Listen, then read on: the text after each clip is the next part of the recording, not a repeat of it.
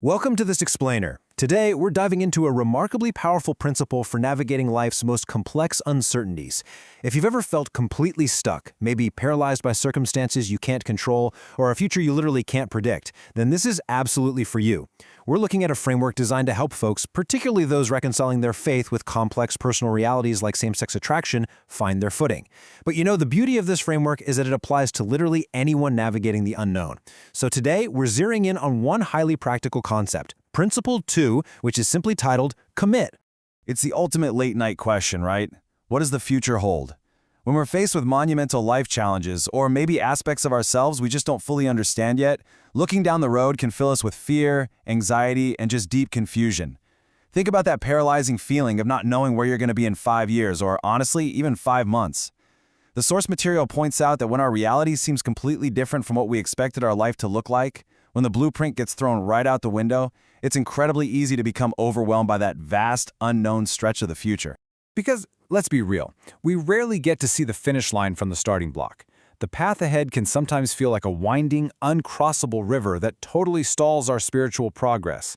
Imagine standing at the beginning of a trail. You can see the towering mountains way off in the distance, but just a few yards ahead, the road bends sharply out of sight into dense trees. Human nature dictates that we want to know exactly how every twist and turn is going to work out before we take a single step. We want a fully illuminated map of the whole shebang before we commit to the walk. All right, Section 1, the weight of uncertainty. Let's just acknowledge the heavy burden that this kind of uncertainty places on us. The manuals point out that when our reality clashes so intensely with our expectations, we might naturally start doubting our beliefs, or wonder what role we even have in our faith communities or the church. People often wonder how they can stay faithful to the gospel when their personal experiences or attractions seem to completely negate the traditional plan they were taught. And this weight, it doesn't just cause confusion, it causes a profound sense of spiritual paralysis. You might sit in the pews feeling totally out of place, wondering if there's a path forward for you at all.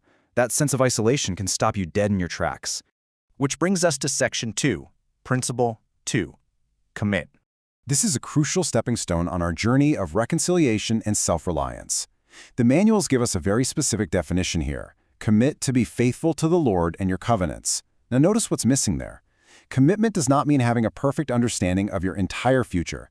It doesn't mean you've suddenly found all the answers to the incredible complexities of your life.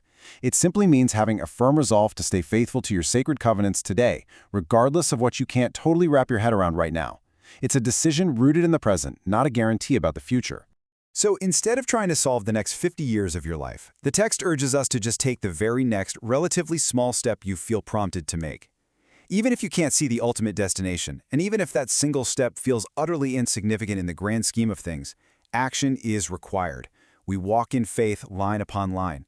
And honestly, there is immense relief in realizing you only have to focus on today's step. You don't have to walk tomorrow's miles today. You just have to move your foot forward once.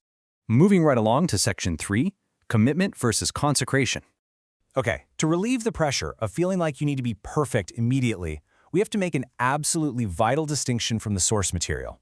Principle 2 is to commit, taking the next small step and keeping your basic covenants. But way later on in the framework, there's Principle 10, which is consecrate. Consecration requires us to surrender our entire will, all our appetites, and all our desires to the Lord. The sources describe consecration as completely replacing old habits with godly ones and aligning our will entirely with God's. That is a lifelong, highly advanced process. Commitment, on the other hand, is just making the daily choice to show up. Confusing these two is incredibly dangerous. If you think you have to be perfectly consecrated, with zero lingering struggles or doubts, just to be committed, you are for sure going to experience burnout, shame, and probably the urge to give up entirely. It's vital to remember that the Lord doesn't expect you to have mastered total consecration just to successfully commit to Him right now. You don't need to have every worldly desire perfectly conquered today or every doubt completely erased just to take the next small step. If you confuse commitment with consecration, you will inevitably feel overwhelmed. Keep it simple. Breathe. Let yourself off the hook for Principle 10 right now, and give yourself the grace to just master Principle 2 first. And that takes us to Section 4, Feet in the Water. To illustrate what this daily commitment actually looks like in practice, the source materials recount the biblical story of the Israelites carrying the Ark of the Covenant. They've been wandering, they're exhausted, and they finally arrive at the banks of the River Jordan. Now keep in mind, this wasn't a gentle little stream. At this time of year, the Jordan was overflowing its banks. It was rushing and dangerous. The promise is that they'll cross over on dry land, but the sequence of events is what really matters here. Elder Bednar explains that the priests carrying the ark had to physically step into the rushing, dangerous waters of the River Jordan before the waters parted. The action, getting their feet wet in a scary situation, had to come first. Only then did the power follow. Elder Bednar puts it perfectly. When does the water part? When their feet are wet. They walk into the river, act. We so often believe we need a perfect understanding, a completely dry path laid out before us, and then we'll transform that safety into action. But true faith, true commitment, means getting our feet wet by taking action first, even when the river is still rushing and hasn't parted yet. We have just enough information to get started in the right direction. Now for Section 5, taking the next step. So how do we practically get our feet wet? How do we practice this principle of commitment in our daily routines? Well, according to the Reconciliation and Self-Reliance manuals, commitment is built through small, seemingly check-the-box habits. It's not always about grand, sweeping spiritual gestures. It's about sincere daily prayer, studying the scriptures every single day, striving to worthily partake of the sacrament weekly, and attending the temple as often as possible. These are the literal next steps into the water, and there's a reason for this. These actions do so much more than just fulfill a requirement. They ground us psychologically. When the future feels completely out of control, committing to a small, controllable spiritual habit provides a massive anchor of stability. Consider the mundane, everyday task of a father shining his shoes. It's not glamorous, but just like consistently shining your shoes, showing up for work on time, or managing a daily schedule, every single day presents an opportunity to make steady progress. These aren't just chores, they are anchors. If we decide to exercise faith and hope in Christ through these really small, daily acts of commitment, we build the solid foundation we need to weather the swirling uncertainties of the future. The extraordinary is built squarely on the back of the incredibly ordinary. And finally, Section 6, over to the facilitator.